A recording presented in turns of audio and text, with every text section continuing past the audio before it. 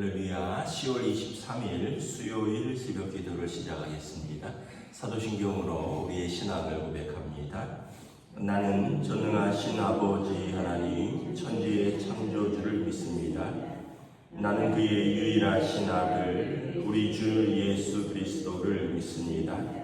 그는 성령으로 잉태되어 동정녀 마리아에게서 나시고 본디오 빌라도에게 고난을 받아 십자가에 못 박혀 죽으시고 장사된 지 사흘 만에 죽은 자 가운데서 다시 살아나셨으며 하늘에 오르시어 전능하신 아버지 하나님 우편에 앉아 계시다가 거기로부터 살아있는 자와 죽은 자를 심판하러 오십니다. 나는 성경을 믿으며 거룩한 공교회와 성도의 교제와 죄를 용서받는 것과 몸의 부활과 영생을 믿습니다. 아멘. 찬송가 546장 찬양하시겠습니다. 찬송가 546장입니다.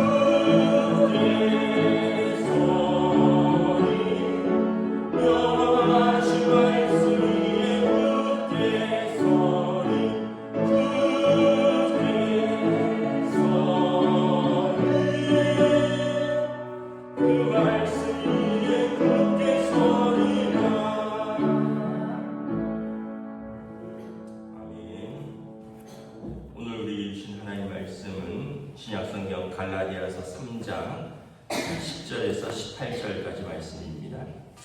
갈라디아서 3장 10절에서 18절까지 말씀입니다. 다 찾으신 줄 알고 저 여러분들이 한 절씩 교도하도록 하겠습니다. 무릇 율법 행위에 속한 자들은 저주 아래 있나니 기록된 바 누구든지 율법 책에 기록된 대로 모든 일을 항상 행하지 아니하는 자는 저주 아래 있는 자라 하였음이라.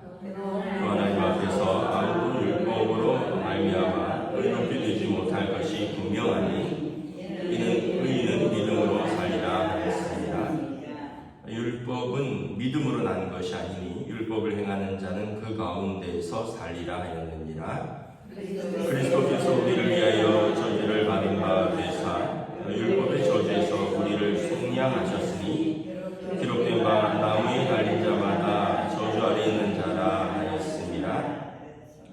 이는 그리스도 예수 안에서 아브라함의 복이 이방인에게 미치게 하고 또 우리로 하여금 믿음으로 말미암아 성령의 약속을 받게 하려 함이라.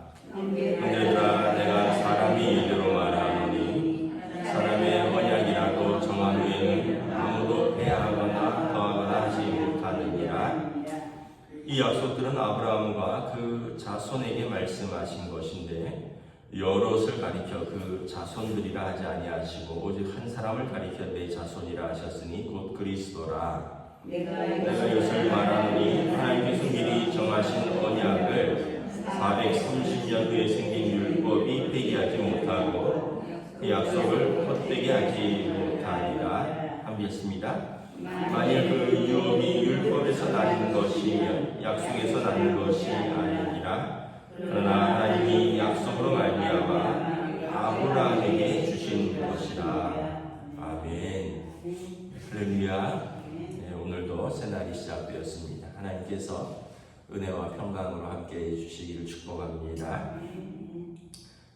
의롭게 되는 길이 두 가지가 있습니다.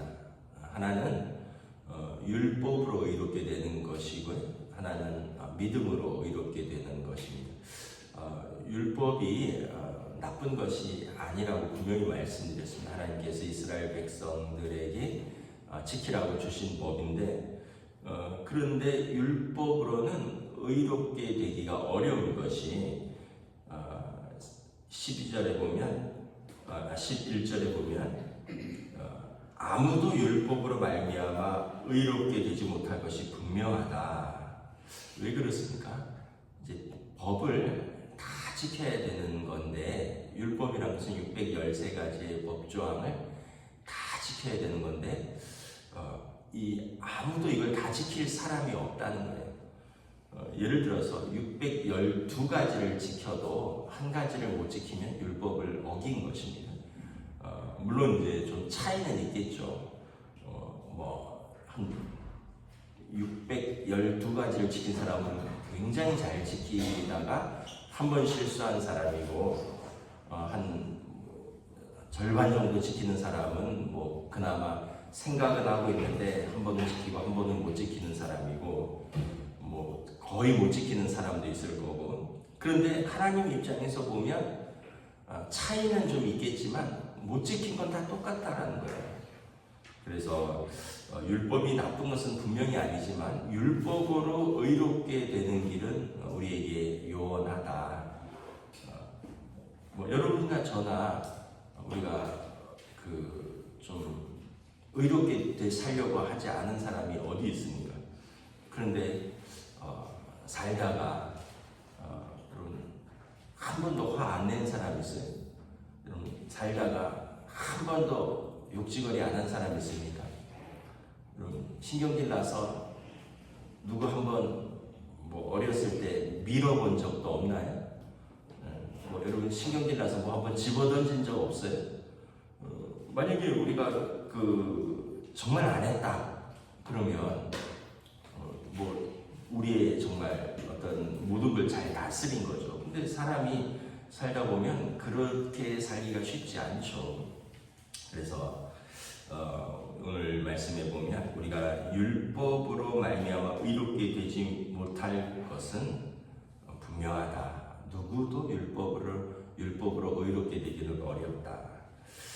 그래서 결국은 뭐냐면 10절에 율법 행위에 속한 자들은 저주 아래 있다. 왜냐하면 이 법을 어기면 벌을 받아야 되잖아요.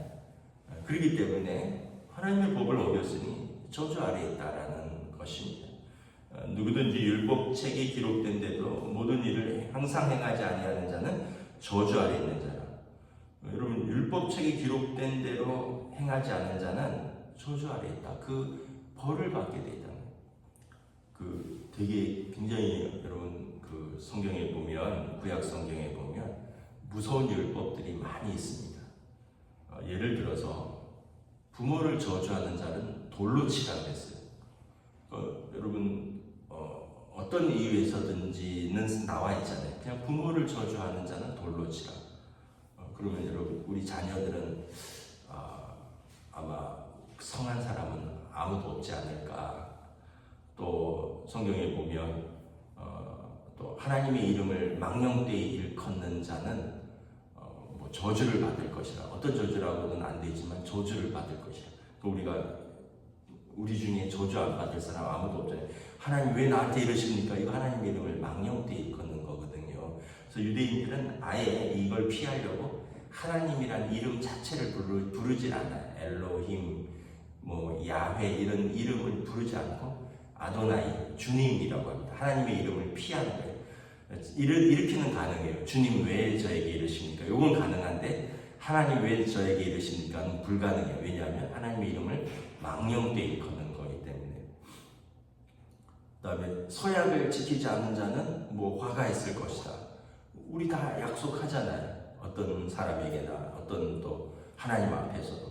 그런데 서약을 못 지키면 약속을 깬 게 아니라 그냥 화가 있을 거예요. 그러면 우리 중에 여러분 다 복을 원하지 화를 원하는 사람이 어디 있습니까? 우리 중에 다 약속 지키나요? 서로 간에 한 약속 또는 하나님 앞에서 한 약속 다 지키셨습니까? 안식일을 범한 자는 공동체에서 끊쳐지리라. 여러분 그 얘기는 뭐냐면 공동체에서 쫓겨난다는 얘기예요. 더 이상 그들을 상종하지 말라는 얘기예요. 그럼 여러분이나 저나 뭐 여행 가느라고 가족 행사로 뭐 출근하느라고 주일 범한 자들은 다 공동체에서 끊어져야 돼요. 이게 율법이 나쁜 것은 아닌데 율법은 우리를 위해서 주신 건데 문제는 이것대로 행한 자가 아무도 없다라는 거예요. 그래서 우리가 결국은 뭐가 필요하냐? 은혜의 법이 필요하다. 하나님의 은혜의 법이 율법 행위에 속한 대로 모두 행하지 못하니 우리는 의인은 아니지만 믿음으로 사는 의의 법이 필요하다. 이게 뭡니까? 13절에 보면 그리스도께서 우리를 위하여 저주를 받은 바 되사 율법의 저주에서 우리를 속량하셨다.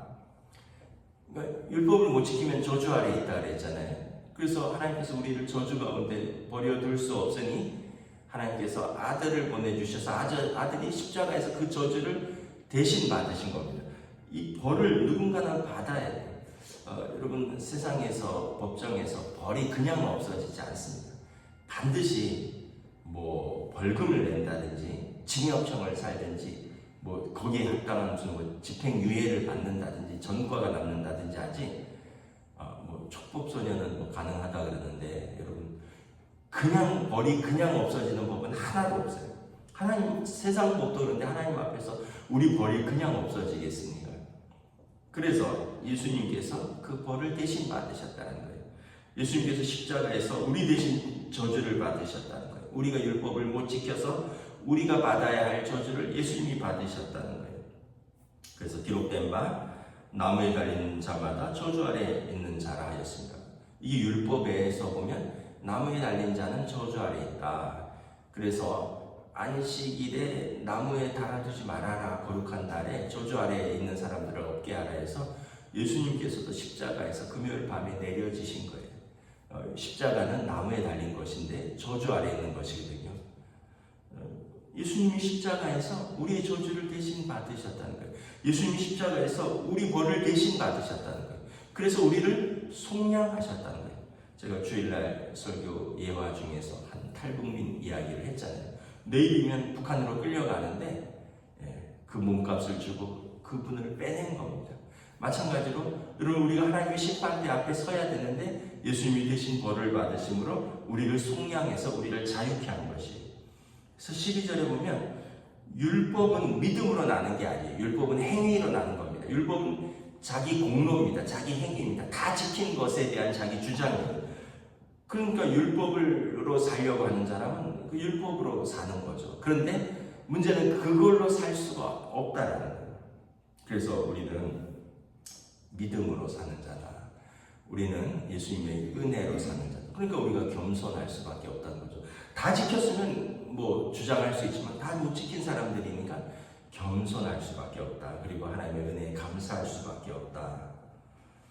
14절을 보면 그리스도 예수 안에서 아브라함의 복이 이방인에게 미치게 되었다. 우리로 하여금 믿음으로 말미암아 성령의 약속을 받게 합니다. 유대인들도 율법을 못 지키는데 그럼 이방인이 어떻게 복을 받을까? 아브라함이 믿음으로 복을 받았듯이 이 이방인들도 예수 그리스도를 믿음으로 복을 받게 된다는 거예요. 15절에 보면 형제들아 사람의 예도 언약이라도 정한 후에는 아무도 패하거나 더하지 못할지니라. 이 언약이라는 표현에는 유언이라는 뜻도 같이 있습니다. 여러분 어떤 분이 돌아가시면서 유언하면 아무도 정하거나 패하지 못합니다. 왜냐하면 이것은 그분의 뜻인데 이분이 그렇게 말하고 돌아가셨다면 그 유언이잖아요. 그 유언은 더하거나 패할 수 없다라는 거예요. 하나님께서 아브라함에게 하신 그 언약은 다른 사람이 후에 어떤 언약이 더하거나 패할 수 없다는 거예요. 언약은 앞에 것도 유효한 것입니다. 그런데 하나님께서 미리 하신 언약이 아브라함에 생긴 언약이 무엇입니까? 아브라함이 하나님을 믿음에 이를 그의 의로 여기시고 아브라함이 하나님을 믿은 것을 의롭다 여기셨다라는 거예요. 그런데 17절에 하나님께서 미리 정하신 언약을 430년 후에 생긴 율법이 폐기하지 못하고 약속을 헛되게 하지 못하리라. 430년 후에 주신 것은 모세에게 주신 시내산 언약입니다. 뒤에 주신 것은 이스라엘에게 이렇게 행하라는 율법이거든요. 그러면 율법이 왔기 때문에 앞에 아브라함이 하나님을 믿음에 그를 의롭다 여기신 그 언약이 폐기되었느냐? 아니라는 거죠. 그 율법은 그것을 보충하는 것입니다. 앞에 언약이 폐기된 게 아니라는 거예요. 그래서 유대인들이 뒤에 것만 붙들고 살면 착각이라는 거예요. 앞에 아브라함의 언약도 유효하다는 거예요. 아브라함이 하나님을 믿음에 이를 그의 의로 여기셨고 그래서 하나님의 약속을 믿는 자들을 의롭게 여기시고 그래서 아브라함의 후손 예수 그리스도를 믿는 자들을 의롭게 여기시는 이 언약이 먼저 된 것이다 라는 거예요. 그리고 뒤에 율법은 보충으로 주신 것이다. 세세토록 주신 것이다. 그래서 18절에 만약 그 유업이 율법에서 난 것이면 약속에서 난 것이 아닙니다. 아브라함이 하나님을 믿음에 의롭게 되은 것이지 아브라함이 하나님의 무슨 법을 지키고 뭐 지키고 600 몇 가지를 지켜서 의롭게 된 것이 아니라는 거예요. 그래서 하나님의 약속으로 말미암아 아브라함이 주신 것이 오늘 우리에게로 왔다라는 거예요. 예수 그리스도를 믿는 자를 하나님이 의롭게 여기시겠다. 하나님이 의로우사 당신도 의로우실 뿐만 아니라 예수 믿는 자들을 의롭게 하시겠다는 그 약속에서 우리가 의롭게 된 것이다. 그래서 이 초대교회의 고민은 그거예요. 어떻게 우리의 행위로 의롭게 될까와 예수 그리스도를 믿는 믿음으로 의롭게 될까를 같이 가져가는 것에서 계속해서 충돌이 있었던 거죠. 할례를 받아야 되느냐, 또 이 613가지 조항을 이방인들도 유대인처럼 다 지켜야 되느냐, 그러면서 이제 믿음과 율법이 같이 가는데 그러다 보니까 이방인 제자들이 계속 탈락하니까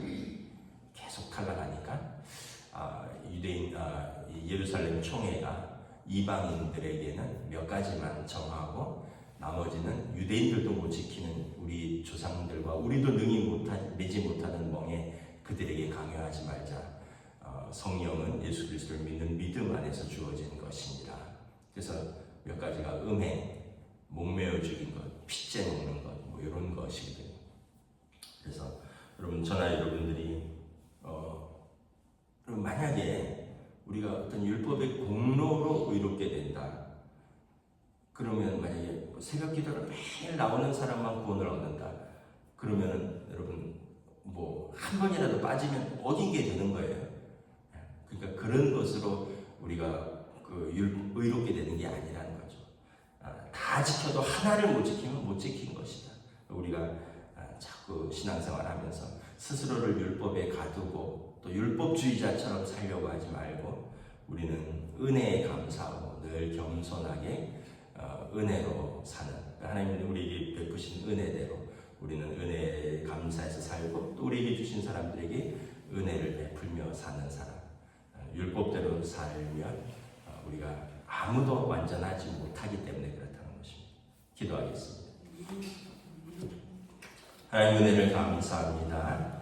오늘 참으로 초대교회 고민은 참으로 믿음으로 의롭게 되지만 더불어서 할례도 받고 613가지의 율법 조항도 다 지키고 싶은 그런 열심도 있었고, 또 유대인들은 그것은 자기 조상들에게 주신 것이기에 폐기하지도 못하고, 이방인들이 하나님의 자녀 되는 것에 대해서 또 시기심도 있고, 왜 너희는 우리처럼 하지 못하는데 하나님의 자녀가 된다고 생각하느냐, 이런 여러 가지 갈등 속에서 어떤 나쁜 의도라기보다는 그들의 행위가 의롭게 되는 것을 또 원하고, 이러한 여러 가지 고민과 갈등이 있었던 것을 볼 수 있습니다. 오늘 우리의 신앙생활에서도 또 그러한 모습들이 있는 것을 바라봅니다.